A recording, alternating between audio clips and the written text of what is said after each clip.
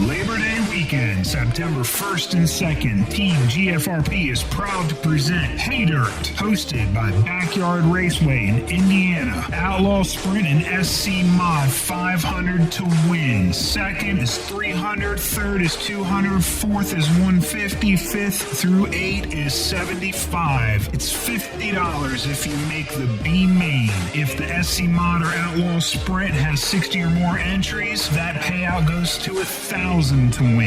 All other classes, with the exception of novice, are 100 to win. Pay Dirt is proudly brought to you by Team GFRP, Hella Graphics, Motor Ron, Rebel Racing, Shark RC Bodies, Papa Willie's Traction Tonic, Just for Fun, Michiana RC Raceway, Team HHS, Bodies by Ed, Fat Daddy's Motorsports, MR Custom RC Bodies, Custom Work. For more information, go to Backyard Raceway on Facebook. You need to be there.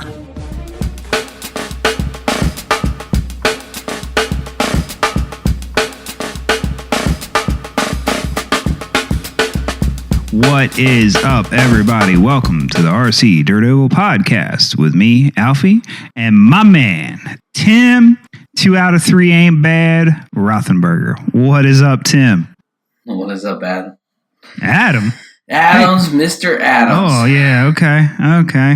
I know what it was. My intro for you had you thinking. You were like, what, 2 out of 3? No, I was trying to wake up. Oh, well, wake up, Tim. I was trying to wake up, buddy. Man, all of our, 3 listeners, man, want you wide awake. Yeah, no.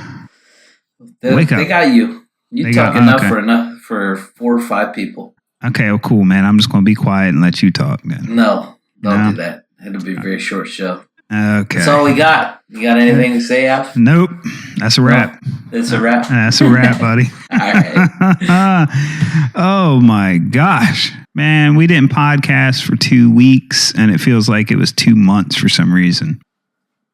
It's been a while. It does feel like that. Yeah. Vacay last week? Yes, sir. The week before that. What? We're working on that tan? Oh, my gosh, man. You know, it's crazy.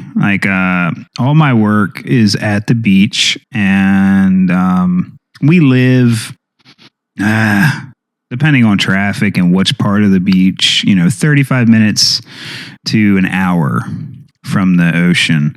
And we never go there in the summertime just because it's just so, tourist filled.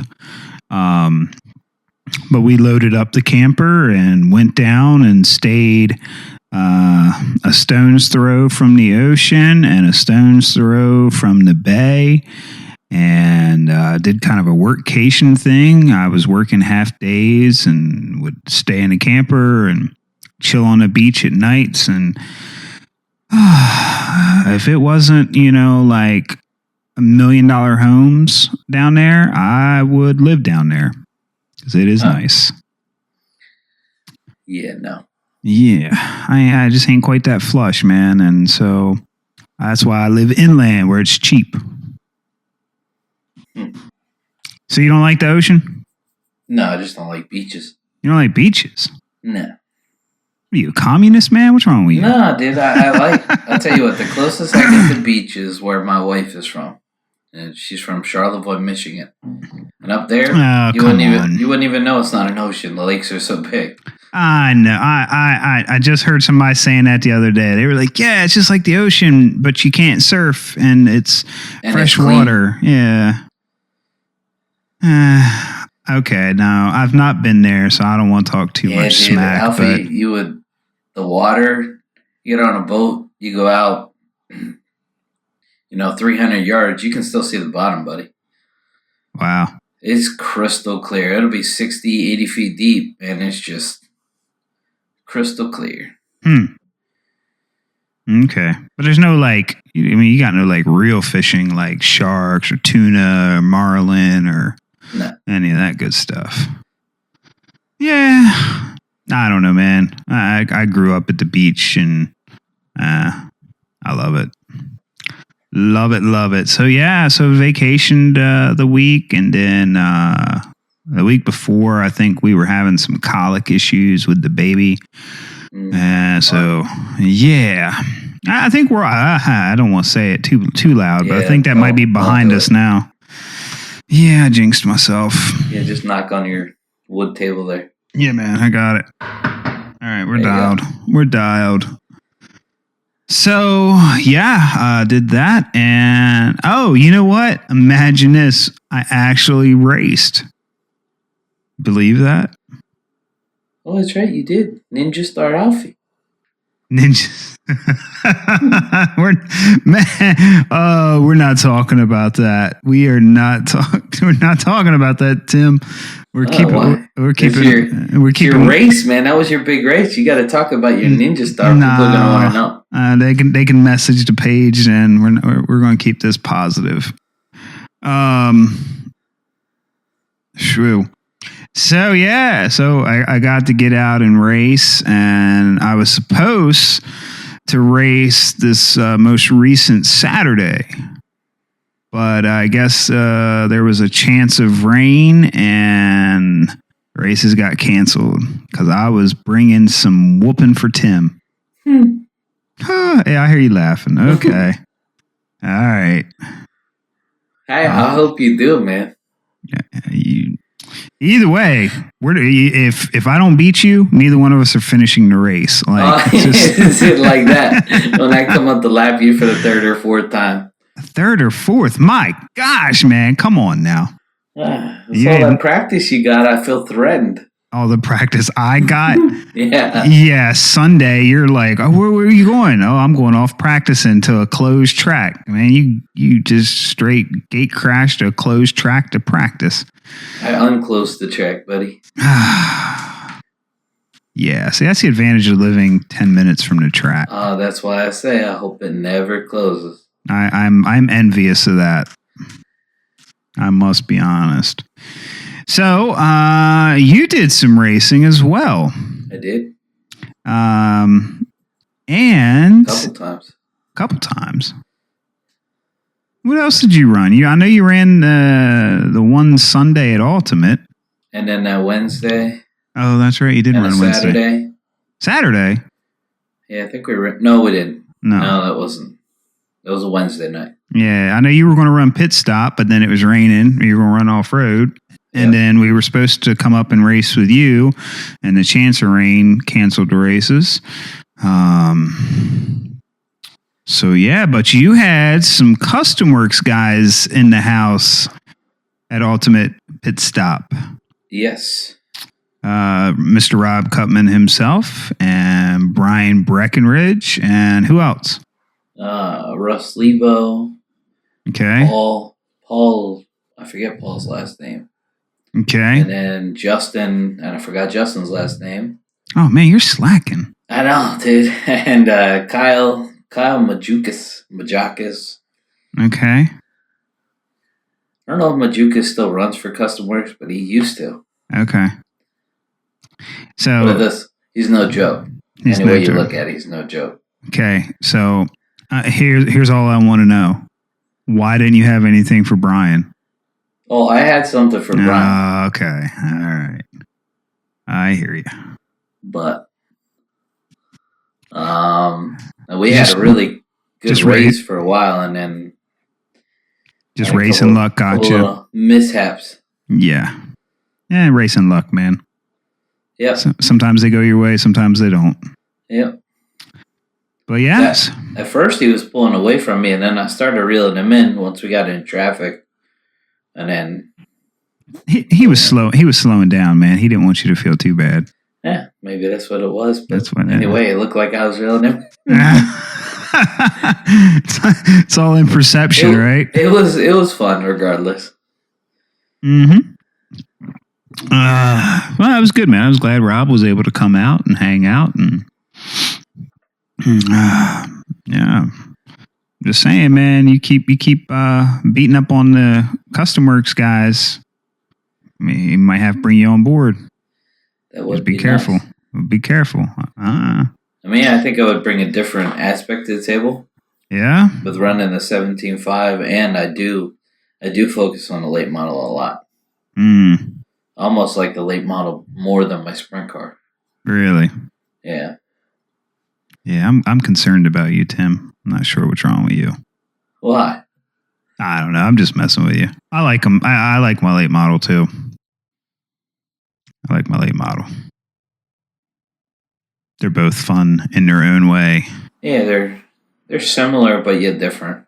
Yeah, exactly. So that brings me to a little something Facebook conversation that I saw that made me think of this. The concept of being able to feel your car. Are you familiar with what I'm saying? Yeah, like while you're driving? Yeah. Yeah. So, for like a big car, 1-to-1 car guy, obviously they can feel it right in the seat of their pants. But I think that I think I can feel the car. Do you agree? Oh, absolutely. I 100% agree with that. I can feel the way it's running by performance, and one way as a race goes on, sometimes you'll feel the car starting to tighten up because of temperature in the track and the tires warming up, and sure, and slowly your speed will be dropping off. You'll have to slow more for the corners. Definitely, I agree with you 100%. Yeah, I think I this is my personal opinion. I have no scientific data to back this up, but I think we're trained to feel things. In a car, if you're sitting down in a car, your body adapts to feeling things a certain way. You're feeling angle changes and roll and the way the car, hooks into the track. You're feeling all that in your body. Well, just because the car is separate from you on the track, I think, in my opinion, your body trains itself by watching it and watching it so intently, if the car is pushing or if it's loose, just simply seeing it and the hand-eye coordination and everything. I think your body basically teaches itself almost the feel. Your body, your brain interprets it and processes it, a certain way. And to me, I absolutely can feel when my car is tight. I can feel when it's loose. Now, granted, it's it is all in our head. It's no different than if you were sitting in the car.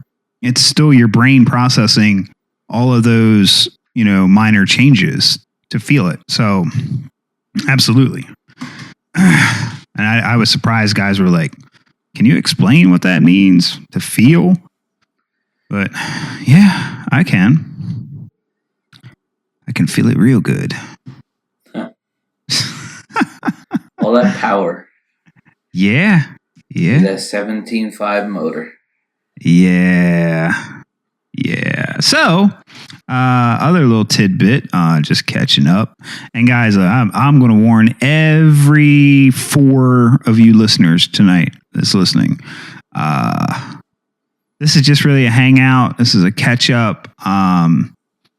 Just a little where I'm at. We just got back off vacation and got in late this weekend, and it was too late to get really a guest lined up and all that stuff. And I'd gone back and listened to our very first episode with just Tim and I, and I just tonight was like, you know what, man, we're just gonna have a hangout. No real agenda.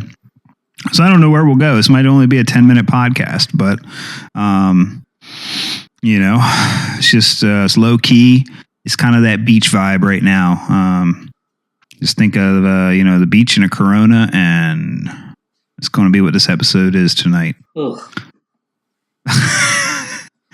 You don't like anything, Tim? No beach, and I don't drink. So okay, all right. Glass. Oh, chocolate milk. Then there you go. Now chocolate milk. Language. Chocolate milk. You know what? That's actually how I was going to intro you, and I completely forgot it. But chocolate milk, Tim. Yeah. CMT, buddy. I know. Yeah. So anyway, we were going to all the Delaware posse that I hang out with. We're going to go up Saturday to race with Tim. That got canceled. So they, short notice, decided to load up Sunday and drive up to New Jersey to run at Hoagland Speedway, which is a relatively new speedway. I think they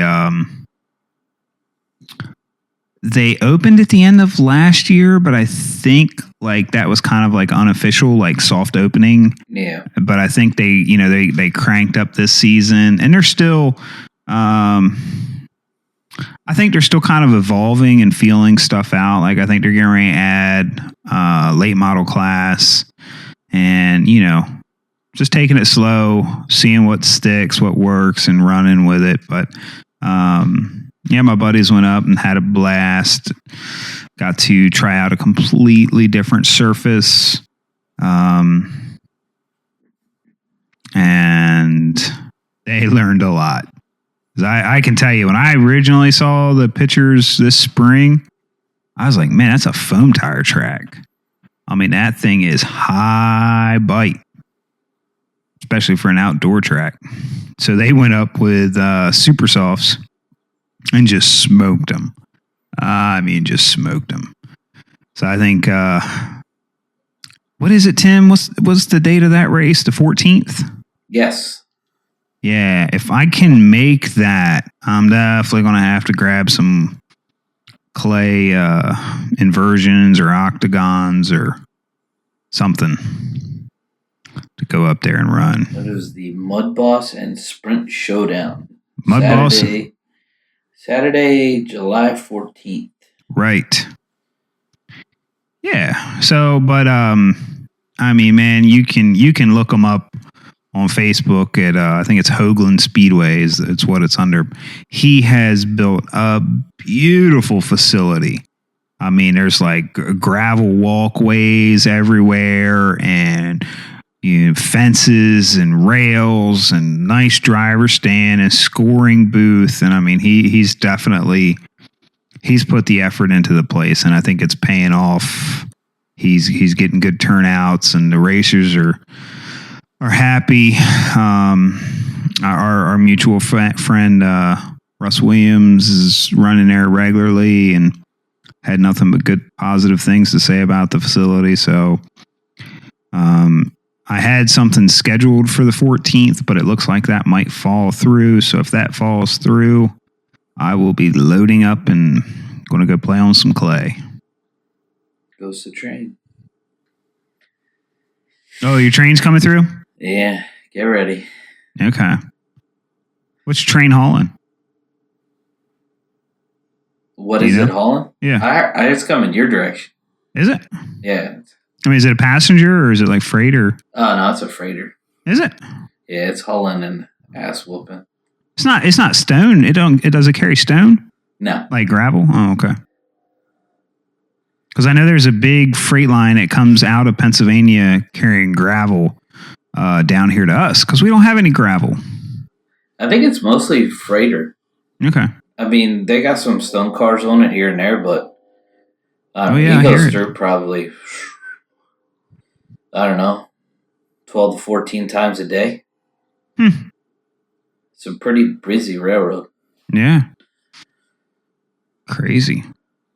Yeah, no, we have to get all of our stone freighted in on train or tractor trailers and haul sand away. We ship our sand as far as Bermuda. Huh. So when you're on those pink beaches of Bermuda, thinking about how amazing that is, remember that sand came from Delaware. Something you didn't know. So, Tim, what do you got in your bag for clay tires? What do I have in my bag for clay? I've got a bunch of clay compound tires from running at Rail Yard Hobbies when it was still open. Oh. That was a high bite off-road track. Okay. I mean, when I say high bite, I mean Panther Slicks high bite. Gotcha. I mean, pretty much you point shot. Mm-hmm. But I think I've got some. What do they call them? Proline primes. Okay. I'll take them up to Hoagland, see how they do. Okay. It's as abrasive as it looked, man. And if it is a calcium track, then yeah. What else? I got some inversions. I was gonna pick up some Octagon Saturday. From Pit Stop, has them in stock. Oh, nice. Gonna get some when I'm down there. Okay. I'm actually thinking about running inversions this weekend. At Ultimate? Yeah. Wow. Yeah, I'm gonna give it a go. If I have a good first round, I'm gonna throw them on. I always blow my second round. Always. Okay. If I have a good clean run the first round, I'll completely throw my second round just to see what I got. Oh, that's brave. Listen to you. Yeah, it's just something I do. I did it last week. Breckenridge came over and asked me what tire I thought it would work, and I told him Positrons. Right. And I had Positron sitting on the table, and I went with rebars. Okay. And he killed me in the second heat. So then I was like, well, he had Positrons on. The first heat, I think I had double D's and was it Carvers? No, those are for short course. What are the J Concept rib ones? Oh, crap!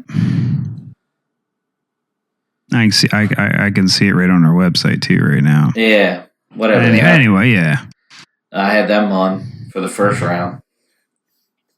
So you guys are like starting out on pins and ribs, and then by the end of the event, you're on either like a Positron or a bar tire. Yes. Wow. I do usually the late model. I usually do pins on the late model, and I usually do usually I'll start with rebars on the sprint, and on the first round see which one gives me better results. And if I have a good run with both cars, I'll totally change up tires again the second round. See what kind of results I get. I really experiment with the tires. Okay. So what you're telling me is whenever we do get to run together again, that I need to really stack myself up against you in the first heat. And if I run away from you in the second heat, that one doesn't count. Yeah. Like, don't get excited. Okay. That's good to know. Good to know. Although at the same time, if you beat me in the first heat. Oh, then you're going to go digging and come out shooting in the second. Oh, okay. All right. Well, I'm just going to. I know what works now. Oh. Man, you're getting big time now. No. I'm saying. I spent a lot of time on that track. I should know my home track. You know what I mean? Run one race against some Custom Works guys now, and you're like, I'm the expert. Okay. It was two. Okay. 2 races. Sorry, man. No, I didn't say I was an expert. Get the facts straight. I'm gonna start calling you. No, for advice. Tim, I need some advice. What should I do? Nah, you got enough pocket drivers. You don't need me. Okay. All right. Yeah. I'm your last resort when we're standing there. Hey, Tim, what do you think? Like up at the shootout. Yeah. Yeah, well, it's a little quicker to get an answer from you than a text message to other people. So, yeah. So you were going to run off-road at Pit Stop, but got rain. When is your 2018 off-road debut going to be? Possibly Saturday. So you're going to maybe off-road Saturday and then Sunday. Ultimate is Sunday. Any Wednesday night? Tomorrow, it's a chance of rain again. Oh, gotcha. Gotcha. So you've not raced your 6-1 yet? No, I have not. Huh. I've run it a couple times. Yeah. I was there Friday. Okay. Was I there Friday? Yeah, this past Friday I was there. Don't ask me. Yeah, I think I took my daughter down, and I wasn't feeling good, but I really wanted to race. All right. So I drove down there, and it was like hazy and misty, and it would start pouring, and it would stop, and I'm like set up, sitting under my canopy, going, "What am I doing here?" Right. So I packed it up and left. Yeah. Man, I have heard some guys talking about the SC61, like having some track time with it. And they are saying that truck is insane. I believe it, man. That inline trans is amazing in that car. Yeah, I don't know. I guess maybe because we're jumping from the SC5 and the T5 all the way to the 6.1 in those platforms. I mean, I know guys are like, yeah, the B61, B61D is good, but it's not like a drastic jump from a 5M or a 6. It's an improvement, but it's not like big time. They're saying that that SC61 is massive difference over the SC5M. So, yeah, I'm going to be curious to see some conversions for the SC61. Well, see how they work. We got one on order? Working on something myself. Oh. What the heck does that mean? You're building something? Working on putting together possibly an inline trans. Oh. So. Look at you. Get another chassis plate. Look at you. Well, I know a pretty good machinist. Yeah, you do. Yeah, okay. So. You know a guy. Possibly do it pretty much the same way the buggy is. Going to do the inline trans. And then put the battery shorty horizontal. It'll fit. Okay. And see what happens from there. Nice. Or inside left, one or the other. We haven't quite decided.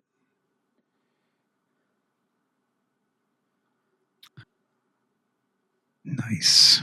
I like it, man. Doing a little experimenting. Hey, did you see our good friend Brad Noon and live field correspondent did a video today? I did. Yeah. McAllister Racing. That was cool. McAllister, apparently, I don't know too much of the information, but apparently they got bought out by Ross. Yeah. So, hopefully, see some. Looks like he's got some good ideas in the works already. So, yeah. I think. I mean, I don't. Again, I'm the same boat as you. I don't know. I'm guessing the guy who was running McAllister, who owned McAllister, is probably just wanting to retire.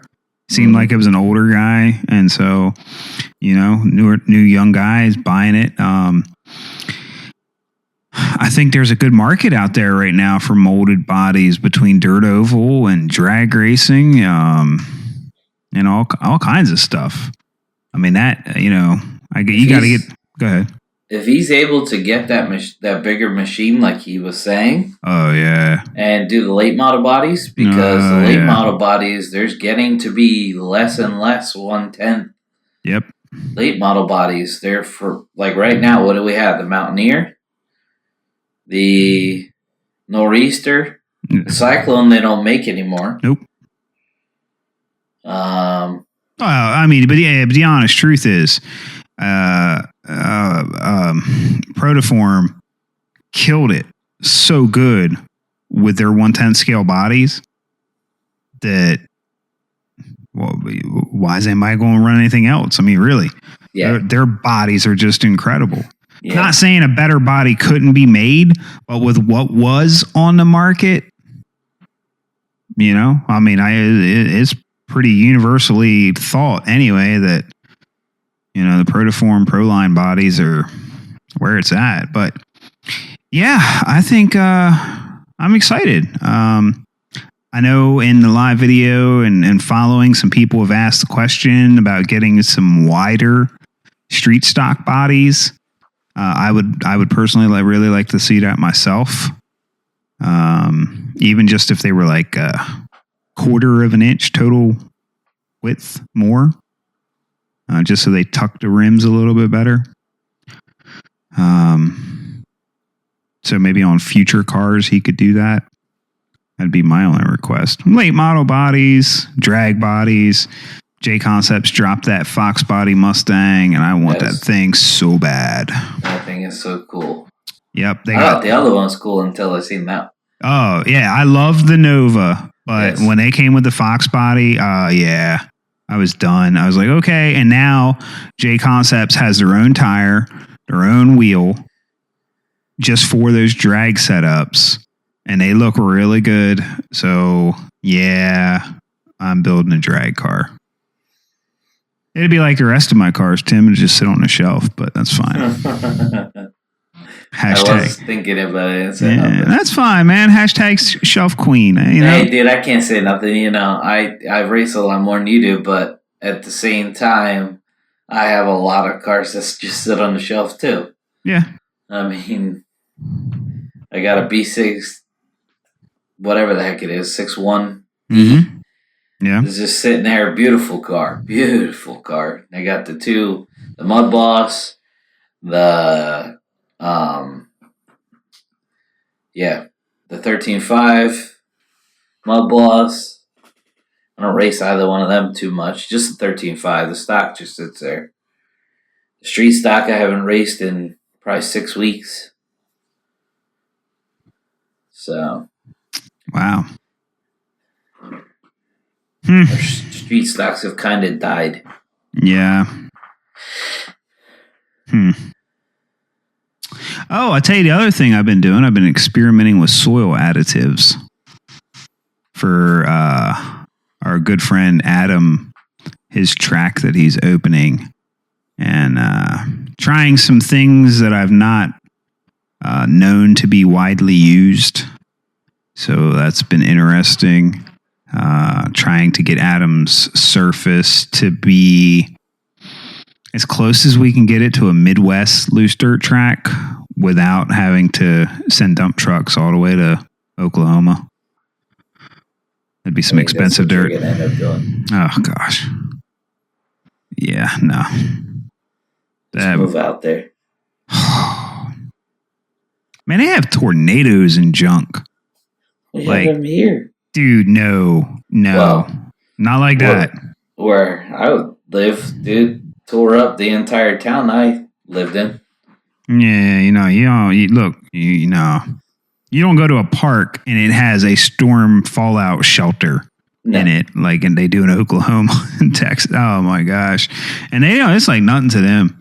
I mean, it's probably like us with hurricanes here. You know, we're just so used to hurricanes. It's like, yeah. Big deal. Hurricane's coming. Board wind is up. You know, no biggie. Hey, you know what? We got some Facebook questions. Do we now? Yeah, we do. I think we got a question and then we got a statement, but, and then we're going to try to create some chaos in here. Yeah. More than there already is. Oh yeah. Oh, hey, whoa, real quick. Just because I haven't had the mic in front of me. If, by chance, the person... I don't know why you're laughing, Tim. I'm laughing at your waist comment. Oh, she got jokes, man. My wife thinks she's funny.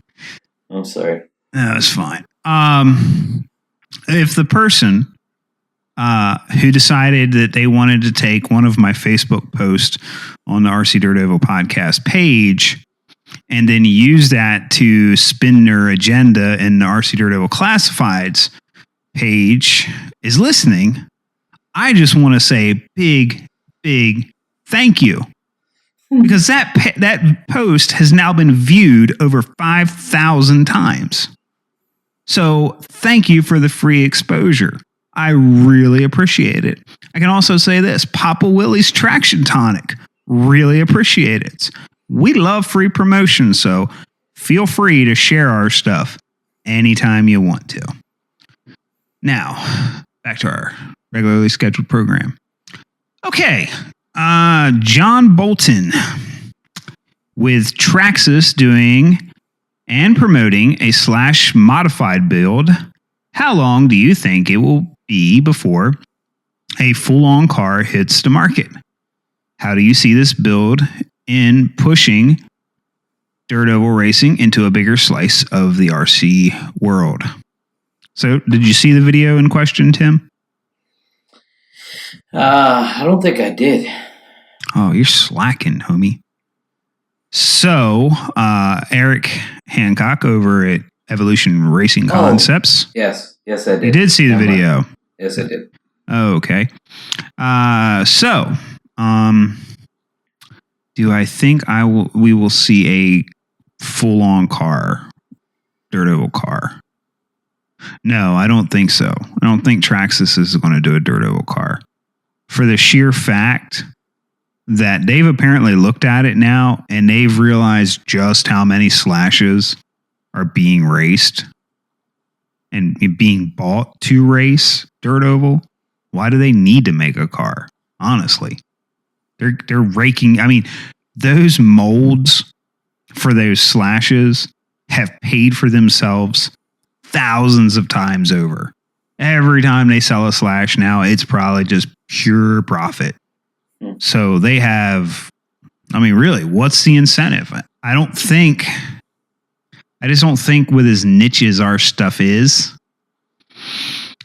they could do anything. Could they package a slash with somebody's body? You know, like a ERC SC mod body or a Salvus Mudballs body? I could maybe see something like that. But again, it would have to be assembled because, you know, they're all ready to run. But yeah, I would love to see it. I would go gaga over them releasing a car. Not that I would run it, but the marketing power that Traxxas has, if it was legit and a guy could buy it at his hobby shop and instantly go take it and run it dirt oval, it would bring a lot of new racers into the fold. What do you think, Tim? Absolutely. I agree with you 100%, buddy. Yeah. You ask anybody that really knows anything in off-road, and they're going to tell you that Traxxas and the Slash was the biggest shot in the arm to off-road racing for bringing in new racers that there's ever been. Ever. There's never been another vehicle that's brought more racers into off-road than the Slash. I'll tell you what has started to help too is there wasn't much for off-road. There wasn't there was always 17.5 buggy. Right. And then you always had your mod, and then you also had your 4x4. Okay. But they really didn't have a stock 4x4 class. Well, that has kind of launched within the last, I don't know, I've been out of it for a couple of years, but I just noticed that it has really taken off, especially like Pit Stop. Mm-hmm. You know, they have a stock 4-wheel drive class. It's 13.5. Yep. So, you know, and Associated has their 2 Club Racer kits. Okay. You know, that I think the Club Racer B64D comes with a 13.5 in it. I'm pretty sure. Oh, okay. So I think they're supposed to be pretty much in the Club Racer. I don't know this. Don't quote me on this, but I think it might come with a 17.5. So. I think you're right. I do think you're right on that. I haven't really looked at them. I just seen them on their page, but I didn't actually see what was in them. Yeah, no, I think that sounds right. Well, I was listening. This brings me to 2 points I really want to make. I was listening to the Radio Impound podcast, and I want to say real quick, hats off to Gotti and Jason Rona over there. They've been knocking them out lately, putting out a lot of episodes and really good content. They had 2 track owners on the most 2 recent episodes. One was the owner of SDRC, and one was the owner of a shop. I can't think of it. Shop and Track in Colorado, which I believe is the longest running RC track in the United States, 34 some odd years. Anyway, the guy at SDRC, what they're doing to try to get, I don't know if it was Stadium Truck or if it was short course, but to get those classes to take off, if you are a paid entrance, like in buggy, you can run, like, say, the short course class for free just to try to get that class growing. And I thought that was a cool idea. But the guy who owns the track in Colorado, and this is second generation now. His dad owned it, and now he's bought it from his dad, and he's running it. But he said something that I think was the most profound thing I've heard from a RC track or any type of RC business. And this is a paraphrase, so if I don't get it completely right, don't hate me. His thing was, RC track, RC hobby shop, you are not selling cars. You're not selling races. You're not selling boats, airplanes, drones. You're selling fun and entertainment. And if you yourself are not having fun doing it, you're probably not going to succeed, because customers aren't going to come to a place to purchase fun or to be entertained by somebody who's completely jaded and cynical because they're burnt out from, the struggles of owning a track or a hobby shop. So when he said that, that it's about selling fun and selling entertainment, I was like, wow, that's deep. That's deep. Man. What? You just burst my bubble. I thought you thought of that. No, I didn't think. I told you I didn't think of that when I posted that quote. I thought I was, friends with this intelligent human being. Oh my god! Yeah. I wish I came up with something that good. It was good though. Oh, dude, that's man. It hit the nail on the head, man. Yeah, I mean, you look. Come on, Tim. You worked at a hobby shop for a long time. Yeah. Right? Like, I mean, okay. I don't think they listen. If they do listen, I really don't care. My local hobby shop is 5 minutes from my house. They're the perfect example of this. Those guys have been into it for, they opened in the 90s. And 20 years, probably. Something like that. And they're just grumpy, man. Like, you walk in and they're just grumpy about it. Hey, look, the guy I worked with for what, 6-7 years? Right. He was the same way. All he was interested in was selling his hobby card. And that was like the one thing I used to get yelled at. How could you never push the hobby card? Well, because I hate rewards cards personally. And second, I'm not gonna, if they don't want it, they don't want it. You know what I mean? I don't. What is that? What is a rewards program? Yeah, it's like a rewards program. For every $100 you spend, you get $5 off your next $25 or more, or whatever. It's like Power Play GameStop. Yeah. So, but he was so focused on the money end of it that he had a track.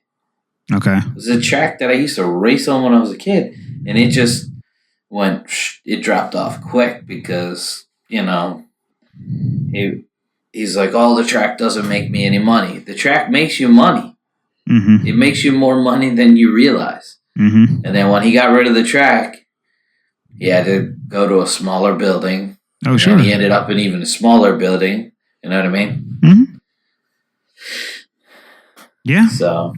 Yeah, I mean, you could write a book about the hobby shop right here by me. I mean, they had a track; it was booming, and the hobby changed, it evolved, it got away from what they were comfortable doing, and instead of adapting to it, they just got grumpy because it changed, and the track is covered in weeds now, and I mean, if they sell something that I need, I'll go buy it.